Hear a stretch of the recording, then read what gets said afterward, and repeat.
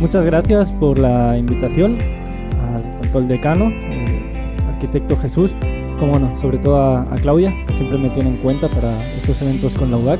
Y siempre es un placer volver y pues compartir estas experiencias, y más aún si es en Mérida. Eh, bueno, si podemos empezar con la presentación. Voy a dar una presentación, pero dado que esto es un taller, pues me gustaría que sea un poquito más dinámico, que haya un poco más de interacción, sobre todo con los alumnos, así que espero que hayan recargado pilas con el café. Entonces, ¿en qué va a consistir un poco el taller? Pues voy a empezar con esta presentación en la que hablaré un poco de, a partir de los proyectos, que son más bien proyectos de investigación y de cooperación, no hay que tomarlo tanto como proyectos de arquitectura, como por ejemplo los que presentaba Leonel, sino un poquito más del lado de la investigación, y cómo con esto se llegó a un producto en el que colaboró la UBAC, fueron patrocinadores y asociados de este proyecto, que es el documental Shirangua. Y bueno, el documental Shirangua es un documental que trata de la arquitectura vernácula de Michoacán. Ahora veremos qué es la arquitectura vernácula. Y para nosotros fue una forma de trasladar, digamos, la ciencia y la investigación que hacemos a un público más general. Entonces, bueno, me toca presentar a mí, pero tanto este proyecto como este conjunto de actividades que presento hoy, pues son fruto de mucha más gente. Ahí he puesto mis colaboradores, digamos, principales, que son Adrián, Vania y Miguel, que son alumnos de licenciatura y de posgrado de la Universidad Michoacana y de la Universidad Internacional Jefferson, y pues con ellos hemos logrado sobre todo este producto, que es Shirangua. Pero bueno, también dejar claro que yo trabajo en el laboratorio de materiales de la Universidad Michoacana, de la Facultad de Ingeniería Civil, y ahí pues los colaboradores son muchos más, en los que ya vemos más temas de investigación y el estudio de los materiales. Entonces, siguiente, por favor. Bueno, el Congreso es de Diseño Sustentable. Entonces, yo hace un par de días hice esta actividad, que es que busqué diseño sustentable o arquitectura sustentable, no sé, busqué como los hashtags así más básicos y lo puse en Google a ver qué salía. Y salieron estas imágenes.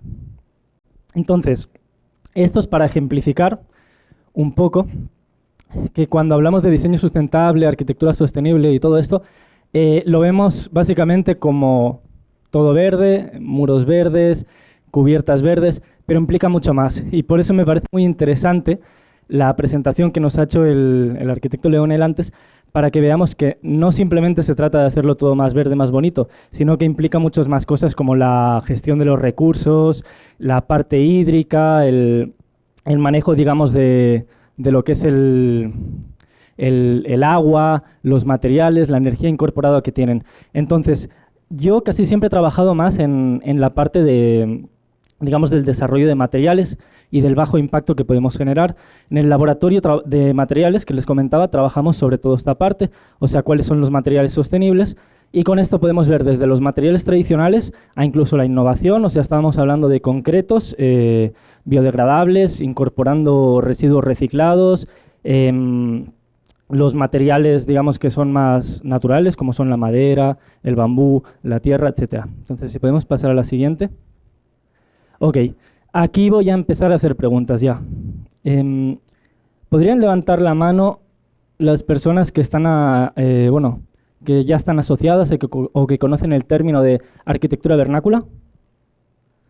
Ok, y ahora podrían bajar la mano, o sea, suban la mano todos, y ahora bajen la mano los arquitectos. ¿Cuántos quedan? Ok. O sea, los que no son arquitectos, solo quedaría Filipo. Ok.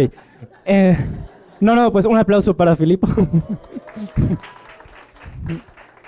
Y ahora, alguien del sector este, ¿podría explicarle al sector oeste en qué consiste la arquitectura vernácula, por favor? Cualquiera. Pues bueno, la arquitectura vernácula es la arquitectura que pertenece al lugar en donde se construye, ya sea materiales, técnicas constructivas, sistemas constructivos tradicionales a la zona, usando pues materiales de ahí para, del entorno. Pues eso sí, es muy buena definición, o sea, básicamente es lo que nos ha contado. y ahí podemos ver varios ejemplos.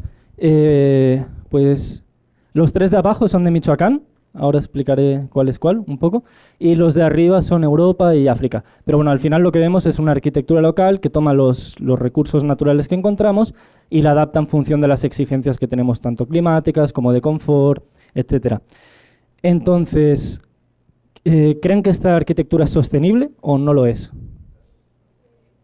Okay, yo creo que todos estamos bastante de acuerdo. ¿Por qué motivos puede ser sostenible? ¿Ideas?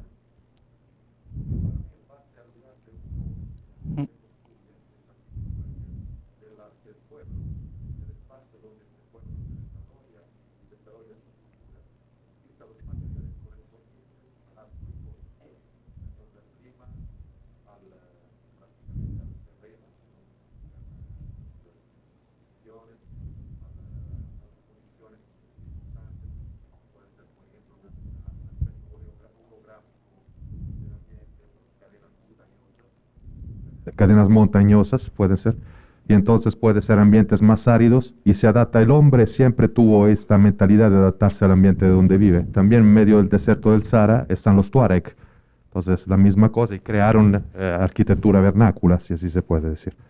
Sí, exactamente. Pues ya han adelantado dos, realmente, porque Filipo nos ha hablado de cultura. Yo esta la desligo un poco, porque las razones culturales son eso, culturales.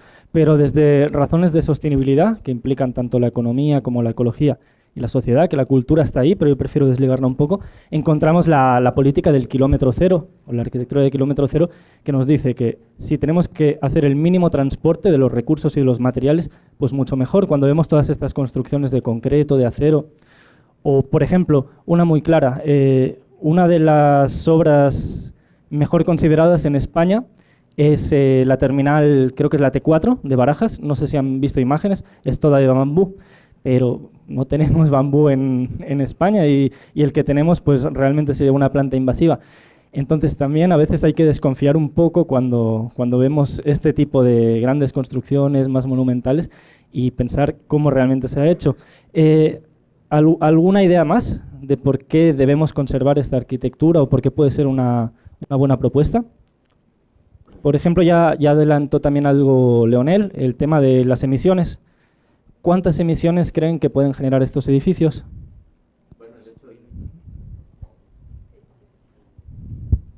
Gracias. El hecho de que sean materiales propios de la región minimiza importantemente esa huella de carbono que estamos generando, ¿no? El hecho de repente estar innovando con materiales de otra región y moverlos a una región diferente eleva importantemente esa huella de carbono, ¿no? Y es un efecto dañino para nuestro planeta. Sí, exactamente. Y por ejemplo, yo mañana hablaré de lo que es construcción con tierra.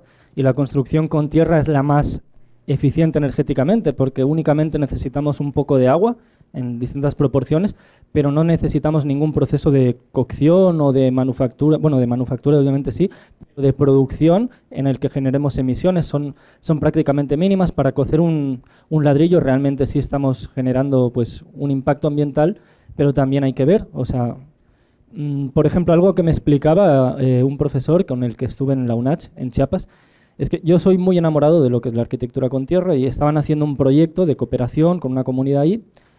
Y me dijo, ¿qué se te ocurre? Y yo, no, que la tierra. Me dijo, mira, está muy bien la tierra, o sea, es un recurso genial, pero en esta comunidad se dedican a la producción de tabique y, no, perdón, creo que era de bloc de cemento desde hace más de 50 años. Es más eficiente seguir haciendo vivienda social con el bloque de concreto, en este caso, que tratar de importarles una tecnología que no conocen, como podría ser el BTC, el bloque de tierra comprimida, o volver al adobe cuando ya están totalmente out de eso. Pero bueno, y como último apunte, ¿cuál es la fase que consume más energía de un edificio, de toda su vida útil? ¿Sabrían cuál es? Desde la producción a la última fase. No. ¿El deterioro de la construcción? Como la vida útil, el mantenimiento. ¿Vas por ahí? Cuando se van deteriorando los materiales, ¿puede ser?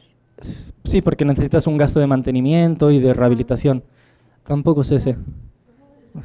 Es No, pero es también interesante. La etapa de la vida de un edificio que más consume es la demolición, y por bastante, y todo el proceso de gestión de los residuos. Entonces, seguir manteniendo estas tipologías, estas construcciones, es otra forma más de sostenibilidad, porque nos estamos evitando tanto la demolición como volver a construir otra cosa que pues, generará más emisiones, más consumo energético, etc. Entonces, si podemos pasar a la siguiente. Ok, entonces, estamos viendo que la arquitectura vernácula, la construcción tradicional es muy buena. Pero, ¿cuál es la situación que tenemos hoy en día? Pues este tipo de imágenes, que esta arquitectura se está perdiendo, se está olvidando, se está abandonando, y también un grave problema es que ya no se sabe cómo actuar con ella, y vemos este tipo de intervenciones que lógicamente no son compatibles y que lleva a un mayor deterioro, a que funcione peor y a que la gente siga pensando pues, que eso no es válido. Si nos vamos a cifras, con datos del INEGI, vemos que en 2020 teníamos, por ejemplo, adobe y materiales tradicionales eran un 19%.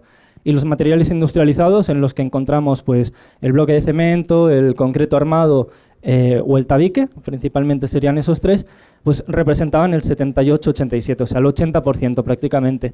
Y en 20 años esta situación no solo ha cambiado, aunque tengamos todas estas iniciativas desde la academia o incluso lo que nos mostraba el arquitecto Leo Noel, que pues, sí ha habido una mejoría, pero si nos vamos a los puros datos, al contrario, porque ahora, digamos, lo que es la construcción tradicional, y yo tengo ahí desglosado la de tierra, porque yo siempre voy a la tierra, soy muy fan de la tierra, es un 7,50, o sea, hemos bajado de un 19 en 7,50 y los materiales industrializados ya son prácticamente el 92. Siguiente.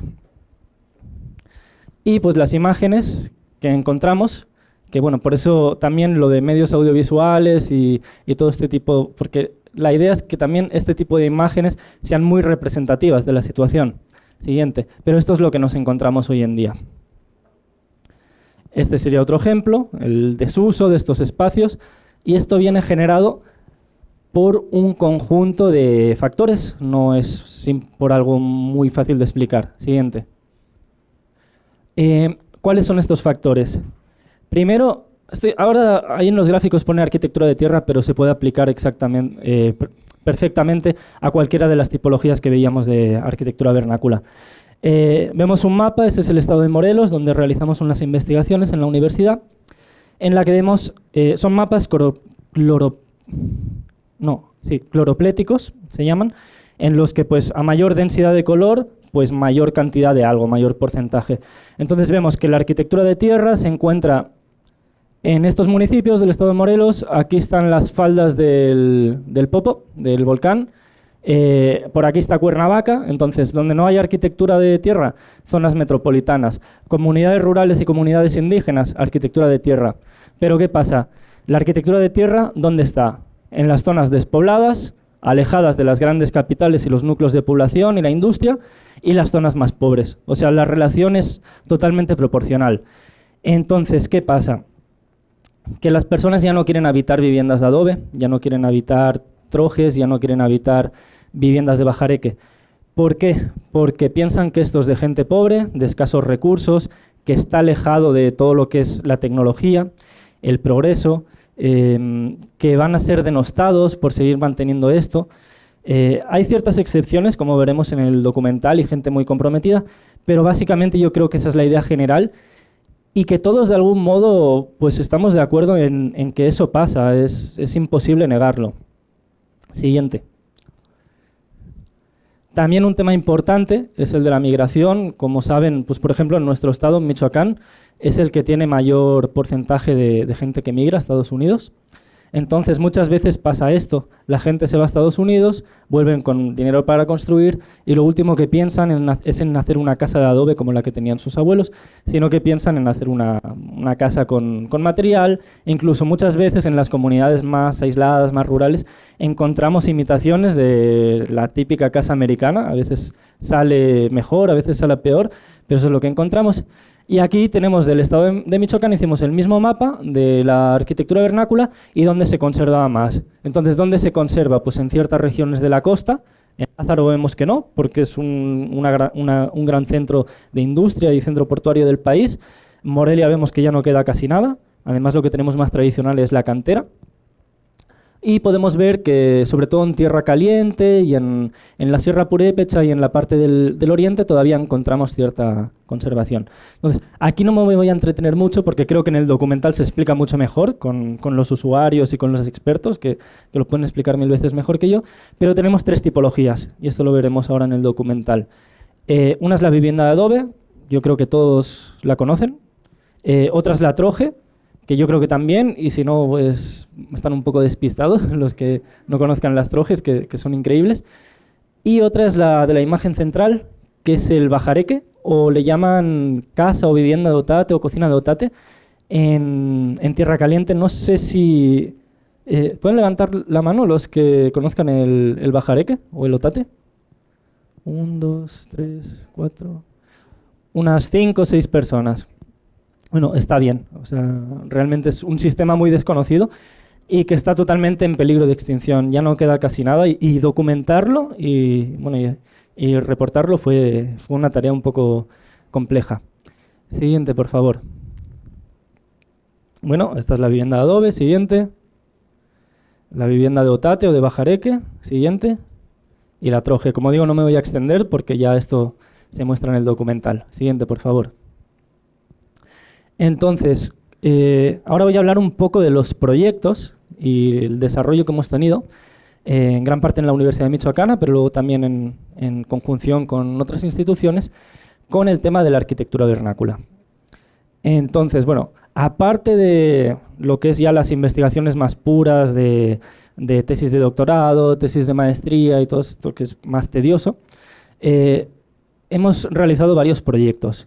Entonces, unos bastante interesantes son los del verano de investigación, verano del Pacífico o el verano Nicolaita. No sé si alguien de aquí ha escuchado hablar del verano Delfín o verano del Pacífico. ¿No lo conocen? Es para los alumnos y yo lo recomiendo muchísimo. Es para alumnos de todo el país, de México. Bueno, también es del Pacífico porque están otros países como Panamá, Colombia, Costa Rica. Entonces, es para hacer estancias en el verano, por eso es verano de la investigación, con investigadores que están dentro de este programa. Entonces, hay investigadores de todo el país. Nosotros en la Universidad Michoacana recibimos, yo no, porque ya son los doctores y los investigadores con mucha trayectoria, gente ya más mayor, incluso hablando de edad, porque son gente con mucha trayectoria. Entonces, cada año nosotros tenemos 3 investigadores en el laboratorio que reciben alumnos. Normalmente nos llegan unos 40 alumnos por verano y, por ejemplo, este año, en 2022, teníamos 5 que venían de Colombia, pero es muy interesante porque, porque lo juntamos con el verano Nicolaita, que es el propio de la Universidad Michoacana. Entonces tenemos un grupo de 40-50 alumnos que vienen prácticamente de todo el país e incluso también extranjeros. Entonces pueden ser de Tamaulipas, de Colima, de Veracruz, de Querétaro, y se genera un intercambio cultural muy interesante.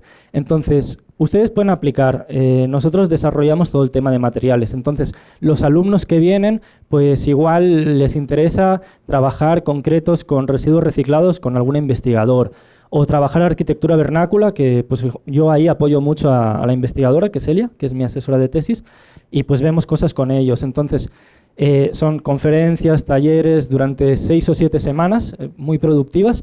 También hacen viajes, los llevan por todos lados, todos los días tienen café y comidas. O sea, es una experiencia muy, muy bonita.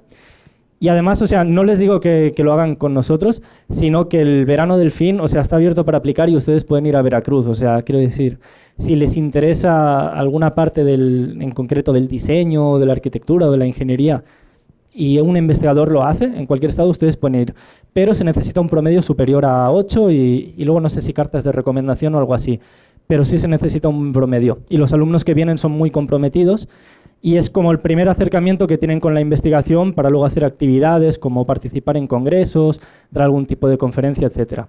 Entonces, yo llevo trabajando desde el verano del 2018, pero a partir del 2020 empezamos a meter proyectos de arquitectura vernácula.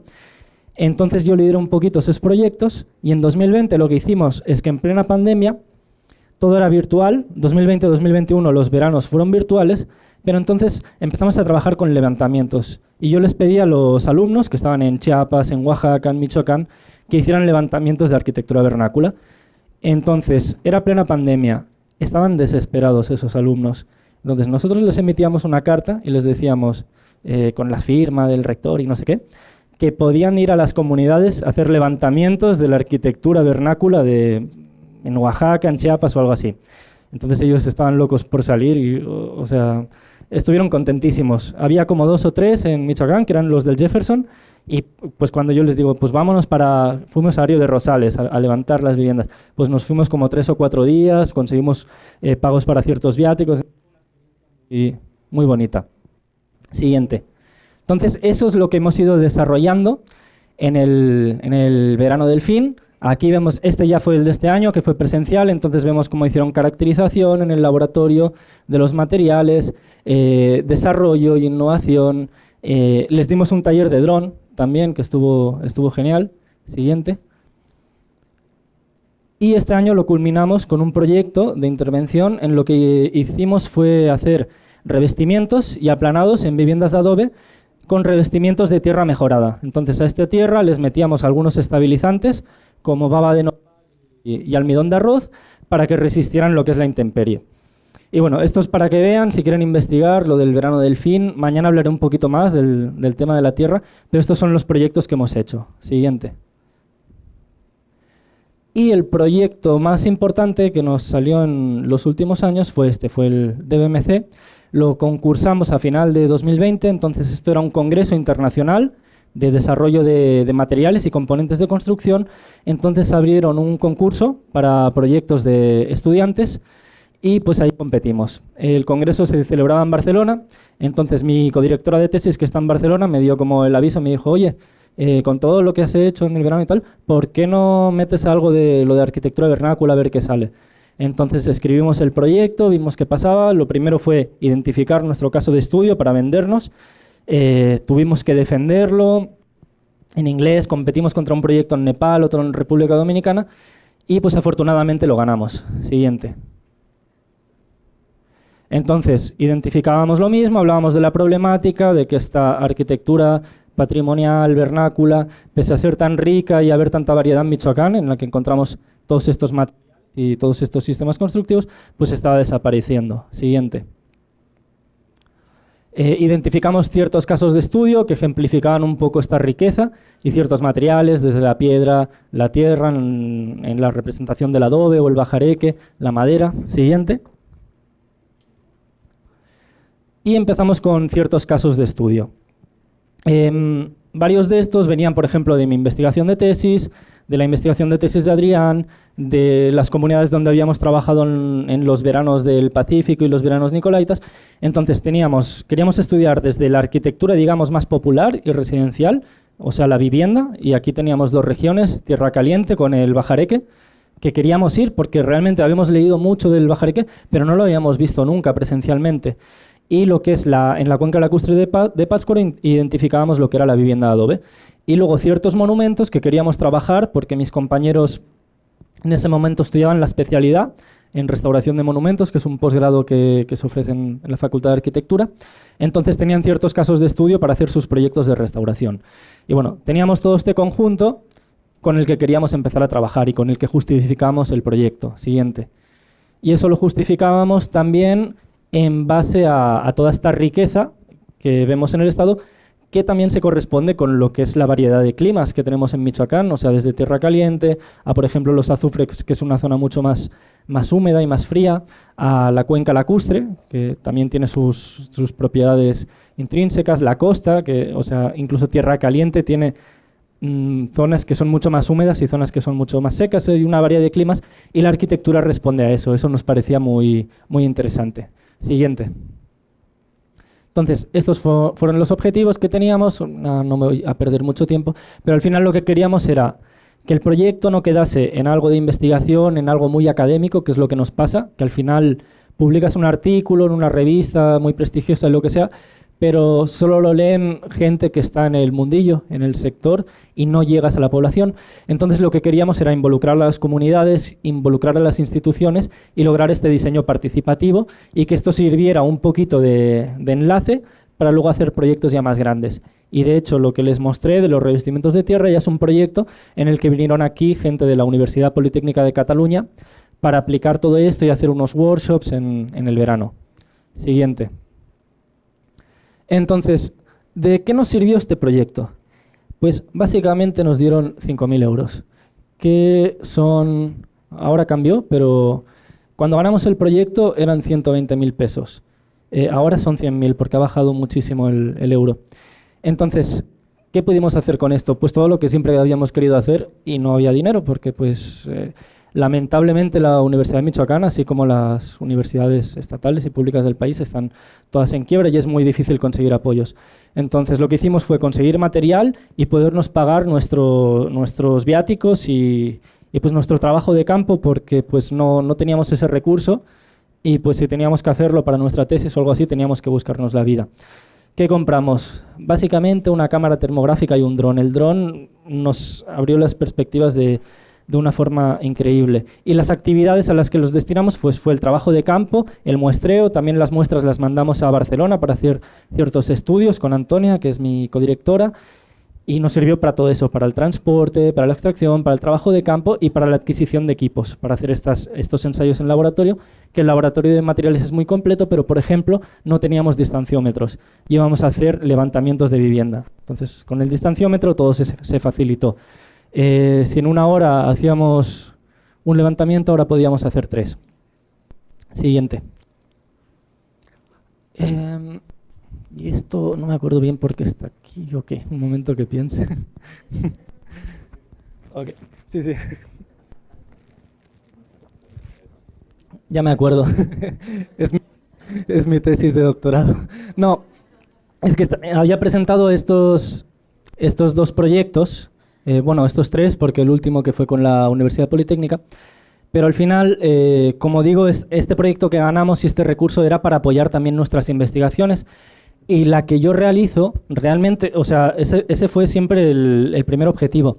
Yo me centro en la vulnerabilidad sísmica, de lo que es la arquitectura de tierra en concreto, pero bueno, vulnerabilidad sísmica al fin y al cabo.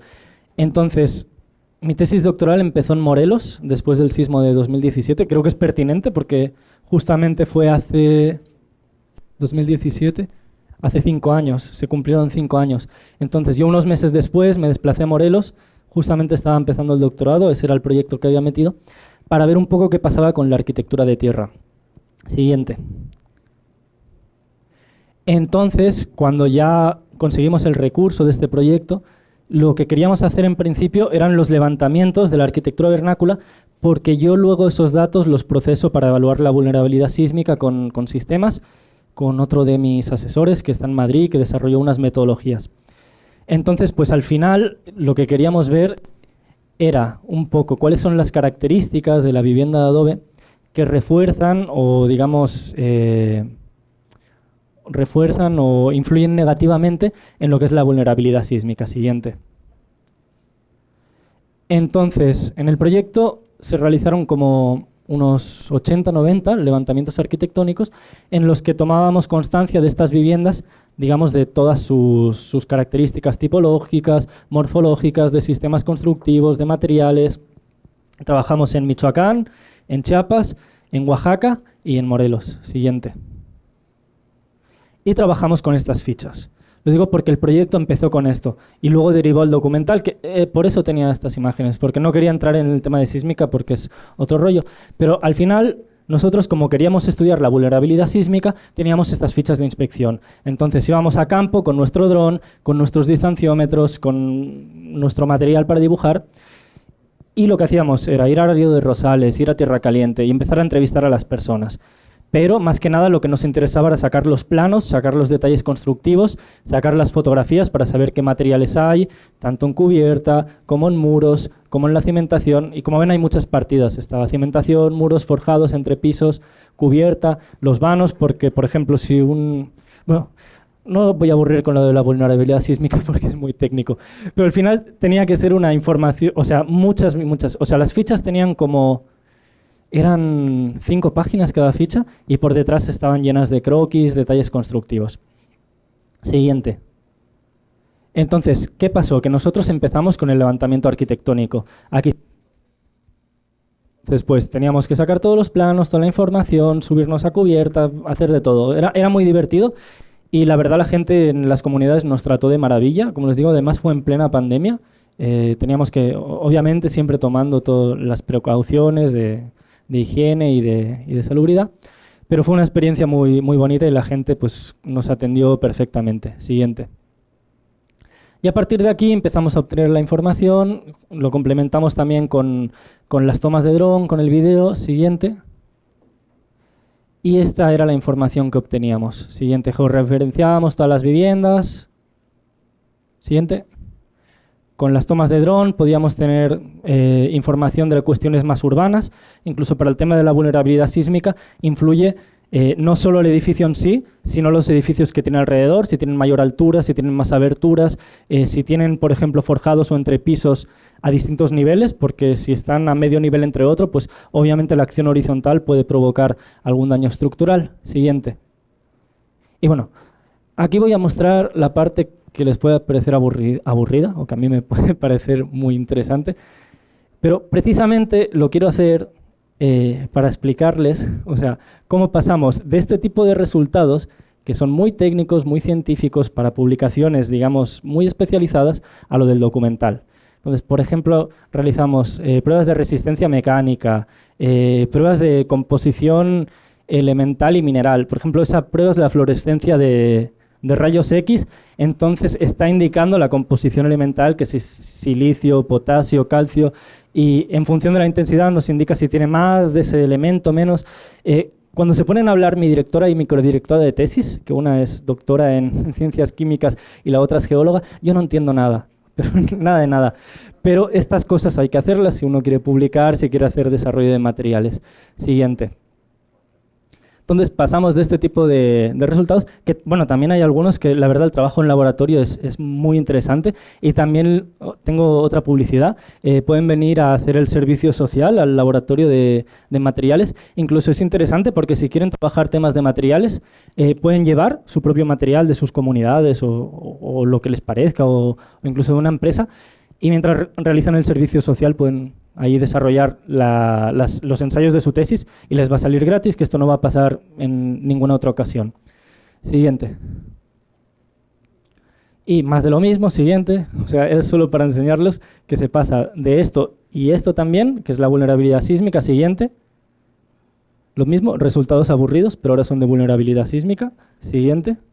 Esas son las curvas de vulnerabilidad sísmica. Entonces nos indicaban para los edificios de adobe en función de la intensidad sísmica, porque los sismos tienen tanto magnitud como intensidad. Magnitud es la energía liberada y la intensidad es cualitativa, es en función de los daños. Entonces nos dice que un sismo a partir de tanta intensidad tendrá cierto grado de daño.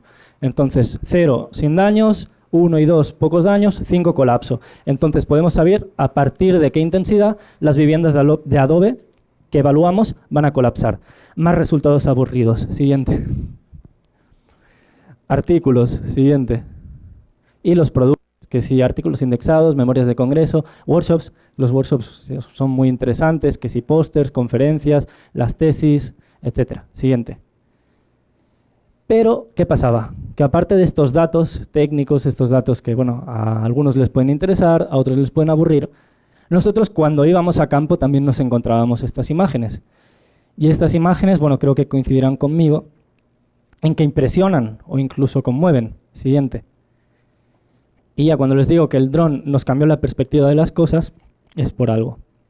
Siguiente. Entonces, a partir de aquí nos salió la idea loca, porque claro, nosotros cuando hacíamos los levantamientos de las viviendas de adobe o las viviendas de bajareque, pues teníamos que hablar con las personas. Entonces llegó un momento que como ya teníamos, digamos, el equipo del dron, teníamos varios compañeros que son muy aficionados a la fotografía o a los medios audiovisuales, pues nos dimos cuenta que al final nos poníamos a platicar con las personas, con personas ya mayores, de comunidades rurales, y lo que nos contaban a veces tenía un valor o era más interesante que muchas veces los datos que obteníamos, que también son muy interesantes, pero digamos que no tienen el mismo poder. Entonces salió la idea de hacer este documental a partir de las entrevistas que hacíamos. Entonces, aquí es un poco cuando se empieza a involucrar la UBAC, porque bueno, nosotros teníamos, digamos, Adrián y yo dirigíamos un poco el proyecto, luego Elena y Jane nos apoyaban un poco también más en los temas académicos o especializados, y luego teníamos los estudiantes de licenciatura que están haciendo sus tesis, que nos apoyaban en los levantamientos, en el trabajo de campo. Pero lo que pasa es que varios de nuestros amigos, pero amigos de nuestra vida personal, pues estudiaron comunicación audiovisual en la UBAC, y en uno de los viajes invitamos a Leo, porque sí, porque sobraba un lugar y dijimos, pues invitamos a Leo. Y le dije, trae tu cámara y graba algunas cosas. Y hicimos como un pequeño video y ahí como que salió la idea. Estábamos en Ario de Rosales. Entonces ellos tenían una compañía de producción audiovisual que se llama Palme Studios y salió la idea. ¿Y qué pasa? Que teníamos el recurso de los 5.000 euros que habíamos ganado y pues salió la idea de por qué no invertimos una parte de este presupuesto a grabar un documental. Al principio considerábamos algo un poquito más fácil, un video más corto, pero al final se alargó. El documental son 40 minutos, lo digo para que estén preparados para ahora. Siguiente. Y bueno, esto es lo que salió.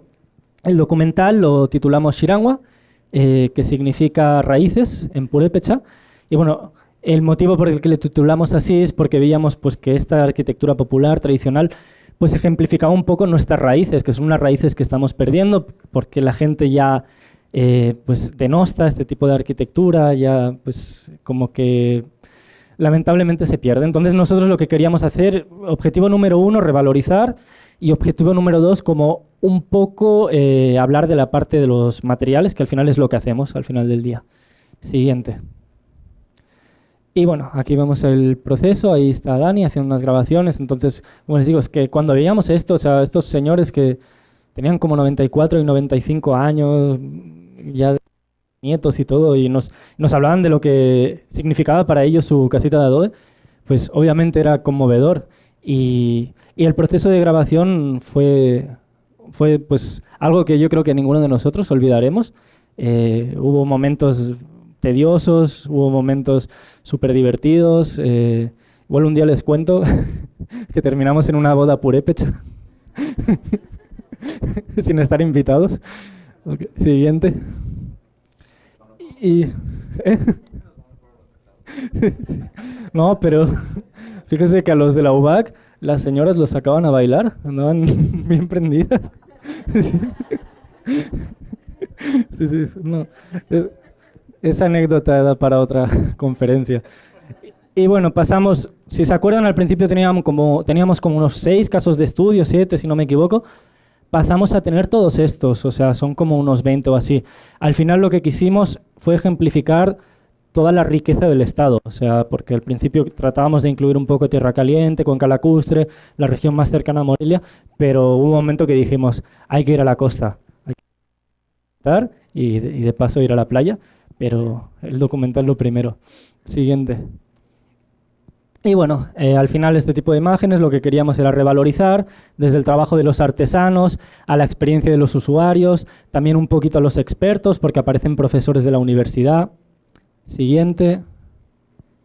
Siguiente. Esas imágenes ya salen en el documental. Siguiente, pero como ven son muy potentes visualmente. Y todo el tema de las redes sociales que fue complejo, la verdad es difícil como tener repercusión. Ahí Claudia nos apoyó también porque nos dieron como unas masterclass en el departamento de mercadotecnia de la UBAC, el maestro Marco Antonio, ¿verdad? Sí.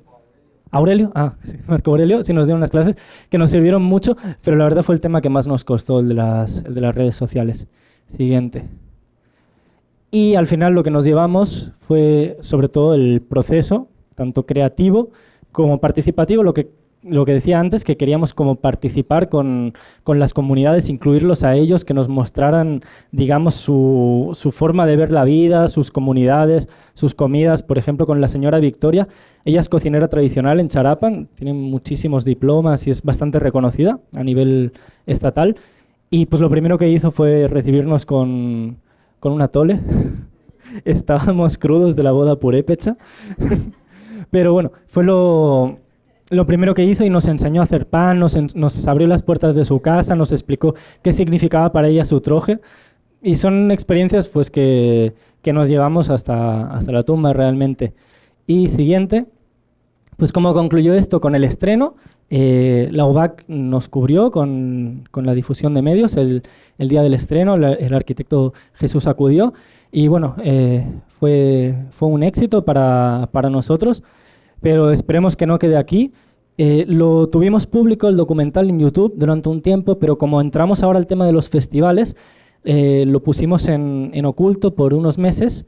Entonces, como que tuvimos esta primera campaña en febrero, fue que lo estrenamos, y tuvimos como unas 4 proyecciones, nos invitaron en otras universidades, hicimos una proyección en el Teatro Rubén Romero, el estreno fue en el Clavijero, que la verdad estuvo genial.